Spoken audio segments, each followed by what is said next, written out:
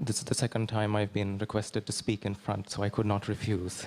The Buddha did not refuse the third time he was asked to ordain his half-mother and her friends to become bhikkhunis, so I should do the same. The thing is, after coming here, I don't believe in miracles anymore. I've seen that everything has cause and effect. There's a reason why everybody's here. There's a reason why we're all gathered here, why we were brought to the truth just like this. I mean, some people have been looking for the Dhamma all their lives, and in their old age only have come here. There's some people who are taruna, who are a bit young, and they got to appreciate it. There's some people who are not interested at all, but just got it like this. And there's some people who have been in different faiths but were brought into this truth. Truth, what do you mean by truth? Everybody's looking for truth. I mean, just like yesterday, Magadevani Budun Bopirius Mangalahimi, he said, what is everybody looking for? Sapa, satutai, happiness. Why are you doing the things you want? Why do you break your back over some boring job which pays lightly? Because you think you'll get happiness from that. Why do you put up with your why are you putting up with a horrible marriage and horrible kids? Because you think you'll get some happiness from that. But no, it does not. I mean, after coming here, after hearing the Dhamma, you start to realize, okay, I've been doing things wrong. And another point, yeah, the Dhamma, so this Dhamma, I am from the Philippines. I grew up there I've been there for the first 16 years of my life. Then 3 years ago, I came here. So for those 16 years, I've been living in an entirely different culture. It's not a Buddhist culture. It's a predominantly Catholic country, but you can say it's a Christian culture. So, but I've been a practicing Buddhist. My dad's Buddhist. My mom's a Catholic who believes in rebirth. So we had some Buddhist culture at home. But outside, I've been exposed to all sorts of Christian traditions. You name it, I've been there. Pentecostals, Catholics, Protestants, fire and brimstone preachers. I've heard it all. I've read the Bible and even a little bit of the Quran and the Torah. But I was like, okay, make a Hyundai, these are good, but there are a lot of red flags all over. So I was like, no, this is not it. This is not what I'm looking for. Then I was just doing the Sammata Deval, Sammata Buddhagama stuff. You know, you have a Buddha statue at home, then I'd pluck some flowers from school and put it there. Oh, Mage Buddha Piyanani, here are some flowers for you. Right. Okay, and then I had this impression, okay, right, so this has to be it. The Lord Gautama Sramana has to have had taught something pure. But I had this impression, the Sammata people are like, they don't really know what they're doing. Okay, so you do breathe in, breathe out, then what happens? You just get high, ne? I mean, who here has attained dhyana? I mean, the Sammata dhyana. Okay, I don't see any hands, but yeah, I think if you've done the thing a bit, you know, the Hindu way, then you would have got some dhyana, but it's only temporarily, it's only temporary. Then what, after 3 days, then you have to do it again. Gelapin na. Koida Dhamma. Isuda, Burukatawa. Husmarella. Then after 1 week, back to normal, back to Ragadveshamoa, back to getting angry, back to all those apavada, avalada, ahimsa, whatnot. Then so I'm going to do that all my life, and then after that I'm going to get nivan, I'm going to get nirodha, I'm going to get niruddha. So I was like thinking, no, this cannot be it. And then another thing, what they would say, what's it again? Buddhanusati itipiso bhagava, you chant that, are, mehemai, good. Singdukyane, are, sajayana, singdukyane, are. Mehemai, very good to the ear, but no, nothing happens. And then there are a lot of red flags. I mean, I looked into other religions, there's red flags there, so no.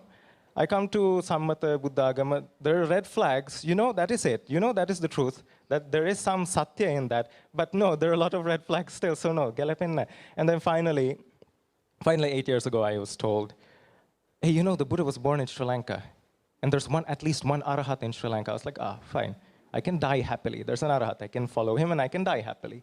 After finally coming here, and then I started comparing, this is something that the Buddha will teach. Anityai, dukai, anatmai. I mean, can you look at conventional Buddhism and tell me that that is what the Buddha will teach? Will the Buddha teach you to, oh, you know, there's the devas, they did a lot of ping in their life, in their human life, that's why they become devas. So we must worship them. Devatanusati. Gelapinne. බුදුහාමුදුරුවෝගේ නොකියු දෙයක්. කොහෙවත් නොකියු. He did not say that, right? I mean, when you come to think of it, he will not say that. And he said, Pubbe anunusutesu dhammesu, the dhamma that was not heard before, that was not taught before. Well, technically, yes. And then he will teach breathe in, breathe out, which was taught by all the other 61, 62 religions which are existing in Helebima then. No, so it did not make sense. So finally, after coming here, it's like, okay, so this is it. This is Nietzsche, this is Raga Dvesha Moha.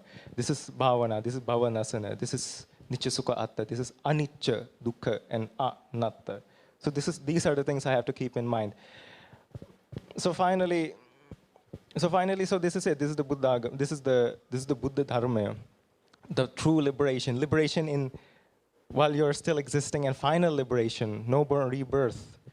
I mean, we have been so graciously blessed that His Majesty Lord Saman, biological uncle to the Lord Buddha, came back to us in the form of our Anubuddhu Himiyani Miyunaplani Dhamalankara, Mahaprajnan Vahanse, and his followers. We are so graced by this occasion, and we are so graced to have Bubbecha Kata Punyata, to have good karma, to have come here in this life and finally to practice this. So it's a very wonderful opportunity. I mean, it's not just a wonderful opportunity. I mean, your life is set. Once you know the Dhamma, your life is set. You will not start to do things that other people do.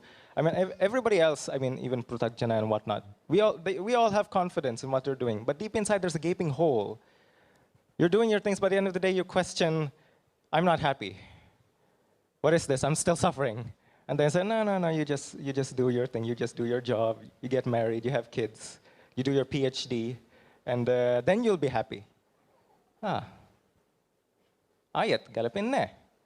After I get my PhD, nice house, a mansion and whatnot, still not happy. And then what? No, you will. When you die, you'll be happy. You will go to what? Swarga yehi. You will go to heaven. Okay. But the end of the thing is, after coming here, then you finally see everything clearly. You can see, and now I can live my life happily. The Buddha's never said to throw away everything and live in the jungle. No, he said you can live. You can use things, but you will not own them. Because once you own them, that's when you start to suffer. Everything is in flux. Everything is viparinama. Everything is moving. Everything is changing. If everything is changing, what is there to catch? It's like you put your hand in a coffee mill.